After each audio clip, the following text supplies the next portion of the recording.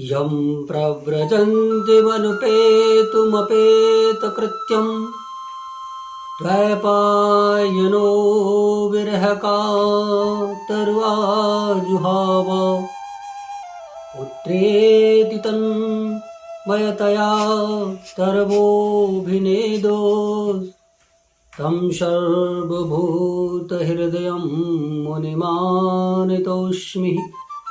यम प्रव्रजंत, व्रजंत कहते हैं जो वन में जाकर के वापस आ जाए वो होता है व्रजंत।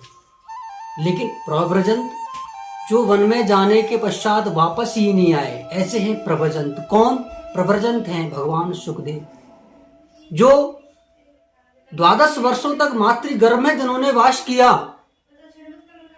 12 वर्षों तक, 12 वर्ष तक जिन्होंने मातृगर्भ में वास किया और जन्म लेते ही वन को चल दिए। ऐसे दिगंबर, नीलकांति, लंबी भुजाएं, चौड़ा वक्षस्थल, जो पैदा होते ही मातृगर्भ से जन्म लेते ही और 12 वर्षों के पश्चात जन्म लेते ही वन को चल दिए। और जिनके पिताजी वेदव्यास जी पुत्र पुत्र कहकर उनके पीछे पीछे जा रहे हैं, तो वृक्षों ने सुना, व्यास जी आप किसे पुत्र कहते हैं? आप किसे पुत्र कहते हैं? न जाने कितनी बार ये आपका पुत्र बना है और आप कितनी बार इसके पुत्र बने हैं।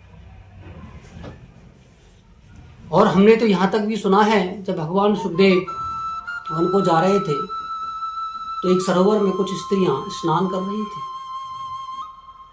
दिगंबर 16 वर्ष के से भगवान सुखदेव प्रतीत होते हैं, आगे आगे जा रहे हैं, पीछे पीछे उनके पिताजी जा रहे हैं वेदव्यास। सरोवर में जो स्त्रियां स्नान कर रही थी, सुखदेव भगवान को देख करके तनिक भी संकोच नहीं उन्होंने किया।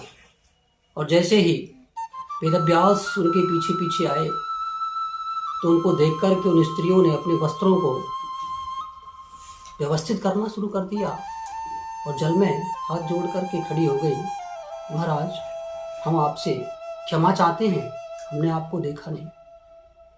वेदव्यास जी ने कहा, पुत्रियों आपने अभी देखा कि मेरा पुत्र 16 वर्ष का सा जो पुत्र प्रतीत होता है, बिल्कुल दिगंबर आपके सामने से होकर के निकल गया और आपने वस्त्रों को जरा भी संकोच नहीं किया आपने।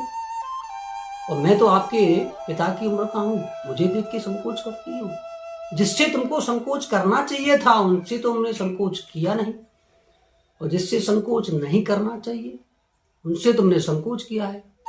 उन स्त्रियों ने कहा, वेदव्यास जी ये जो आपका पुत्र है ना, ये स्त्री और पुरुष के संबंध क्या होते हैं ये जानता ही नहीं है। स्त्री और पुरुष के संबंध क्या हैं इनको पता ही नहीं है। जैसे ही वेदव्यास जी ने सुना, ओहो इतना महान है मेरा पुत्र, सर्वभूत हृदय, सर्वभूत हृदयम मुनिमानतोऽस्मि, सर्वभूत हृदय है। इतना सुनकर के ये तो साक्षात गोविंद है। वन को न जाकर के पुनः घर को लौट के वापस आ